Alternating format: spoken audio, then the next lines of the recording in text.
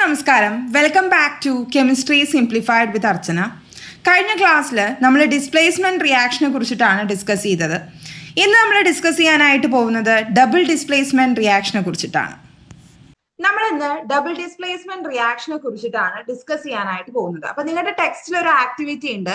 ആക്ടിവിറ്റിയിൽ പറയുന്നത് sodium സൾഫേറ്റും barium ക്ലോറൈഡും കൂടിയും react ചെയ്ത് കഴിഞ്ഞാൽ എന്താണ് ഒബ്സർവ് ചെയ്യാനായിട്ട് സാധിക്കുക എന്നുള്ളതാണ് ആക്ടിവിറ്റിയിൽ ചോദിച്ചിട്ടുള്ളത്. അപ്പൊ നമുക്ക് ആ റിയാക്ഷൻ ഒന്ന് നോക്കാം. റിയാക്ഷൻ ഒന്ന് നമുക്ക് എഴുതി നോക്കാം. അതായത് സോഡിയം സൾഫേറ്റിന്റെ കെമിക്കൽ ഫോർമുല എന്താണ്? Na2SO4 ആണ് സോഡിയം സൾഫേറ്റിന്റെ കെമിക്കൽ ഫോർമുല. ഇത് റിയാക്ട് ചെയ്യുന്നത് ബേരിയം ക്ലോറൈഡുമായിട്ടാണ്. BaCl2 ആയിട്ട് റിയാക്ട് ചെയ്യുന്നു. നമുക്ക് ഫോം ചെയ്യുന്നത് BaSO4, അതായത് നമ്മുടെ ബേരിയം സൾഫേറ്റ് ഫോം ചെയ്യും. അതേപോലെ തന്നെ സോഡിയം ക്ലോറൈഡും ഫോം ചെയ്യും. ഇവിടെ ഫോം ചെയ്യുന്ന ബേരിയം സൾഫേറ്റ് ഒരു വൈറ്റ് പ്രസിപ്പിറ്റേറ്റ് ആണ്. ഈ വൈറ്റ് പ്രസിപ്പിറ്റേറ്റ് എന്തുകൊണ്ടാണെന്ന് വിചാരിച്ചു കഴിഞ്ഞാൽ due to the formation of ions, Ba2+ അയോൺസും SO4 അയോൺസും കാരണമാണ് നമ്മുടെ ഈ BaSO4ന് വൈറ്റ് പ്രസിപ്പിറ്റേറ്റ് ഉള്ളത്. ആൻഡ് പ്രസിപ്പിറ്റേറ്റ് എന്ന് പറഞ്ഞു കഴിഞ്ഞാൽ നിങ്ങൾക്ക് അറിയാം, it is an insoluble substance അല്ലെങ്കിൽ സോളിഡ് സബ്സ്റ്റൻസ് ആണ് എന്ത് പ്രസിപ്പിറ്റേറ്റ് എന്ന് പറഞ്ഞു കഴിഞ്ഞാൽ. അതുകൊണ്ട് തന്നെ പ്രസിപ്പിറ്റേറ്റ് ഫോം ചെയ്യുന്ന ഈ ഒരു പെർട്ടിക്കുലർ റിയാക്ഷനെ നമ്മൾ പ്രസിപ്പിറ്റേഷൻ റിയാക്ഷൻ എന്നും പറയാറുണ്ട്. പ്രസിപ്പിറ്റേഷൻ റിയാക്ഷൻ എന്നും പറയാറുണ്ട്. Double displacement reaction are also called as precipitation reaction because of the formation of precipitate. Precipitate form ചെയ്യുന്നത് കൊണ്ട് എന്താ നമ്മൾ ഈ പെർട്ടിക്കുലർ റിയാക്ഷനെ precipitation reaction എന്നും പറയാറുണ്ട്. ഇനി ഡബിൾ ഡിസ്പ്ലേസ്മെന്റ് റിയാക്ഷനിലേക്ക് തന്നെ വരാം. ഇവിടെ നിങ്ങൾ നോക്കുമ്പോൾ BaSO4 ഫോം ചെയ്തു. അതായത് സോഡിയം സൾഫേറ്റിലുള്ള ആനയോൺ Ba ആയിട്ട് എന്ത് ചെയ്തിട്ടുണ്ട്? എക്സ്ചേഞ്ച് ചെയ്ത് BaSO4ഉം സോഡിയം ക്ലോറിനും കൂടിയും ഒരു എക്സ്ചേഞ്ച് ഓഫ് അയോൺസ് നടന്ന് സോഡിയം ക്ലോറൈഡും ആണ് ഇവിടെ ഫോം ചെയ്തത്. അപ്പൊ ഒരു ഡബിൾ ഡിസ്പ്ലേസ്മെന്റ് റിയാക്ഷൻ എന്ന് പറയുമ്പോൾ there will be an exchange of ions between the reactants. Reactance തമ്മിൽ ഒരു എക്സ്ചേഞ്ച് ഓഫ് അയോൺസ് നടക്കുന്നുണ്ടെങ്കിൽ അങ്ങനത്തെ റിയാക്ഷനെ നമ്മൾ പറയുന്ന പേരാണെന്ത്? Double displacement reaction. ഇപ്പൊ ഡബിൾ ഡിസ്പ്ലേസ്മെന്റ് റിയാക്ഷൻ എന്താണ് ഡെഫിനിഷൻ എന്ന് ചോദിച്ചു കഴിഞ്ഞാൽ നിങ്ങൾക്ക് എന്താണ് പറയാനായിട്ട് പറ്റുക? The reaction in which there is an exchange of ions between the reactants is called as a double displacement reaction, and as there is a formation of a precipitate, this double displacement reactions are also called as precipitation reaction. ഇതാണ് രണ്ട് definition വരുന്നത്.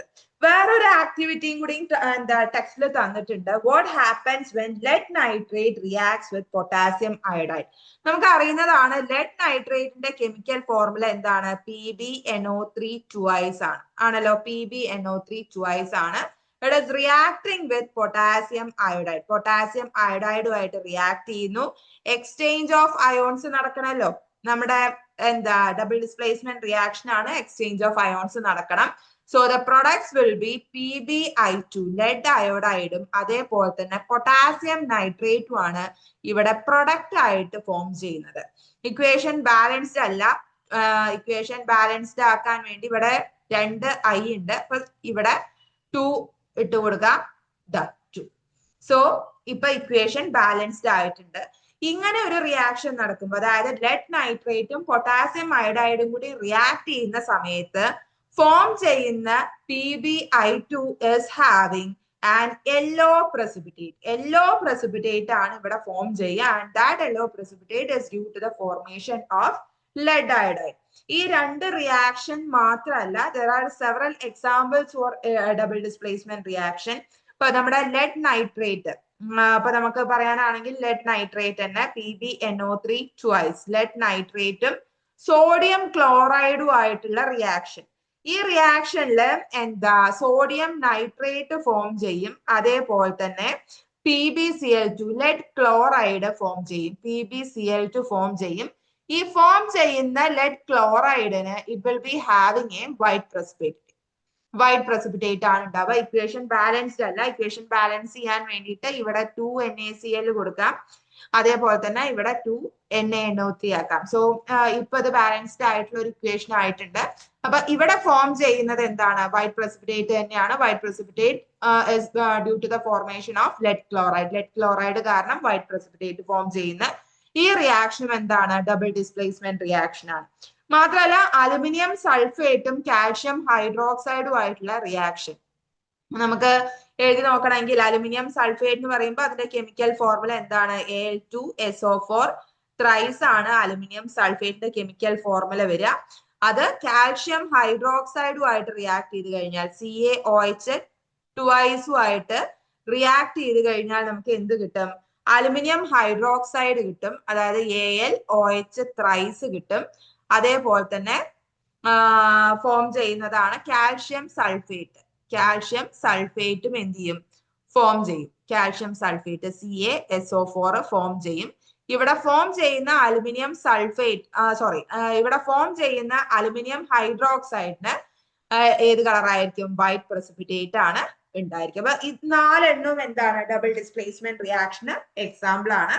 ശ്രദ്ധിക്കേണ്ട ഒരു കാര്യം എന്ന് പറഞ്ഞു കഴിഞ്ഞാൽ double displacement റിയാക്ഷന്റെ ഒരു ഫോർമുല നമ്മൾ പറയുമ്പോൾ ഒരു ജനറൽ ഫോർമുല നമ്മൾ പറയുകയാണെങ്കിൽ AB+CD gives exchange of ions നടക്കുന്ന സമയത്ത് എന്താണ് ഫോം ചെയ്യുക? AD+CB എന്ന് പറഞ്ഞ ഒരു ഫോർമാറ്റ് ആയിരിക്കും ഡബിൾ ഡിസ്പ്ലേസ്മെന്റ് റിയാക്ഷൻ ഉണ്ടായിരിക്കുക.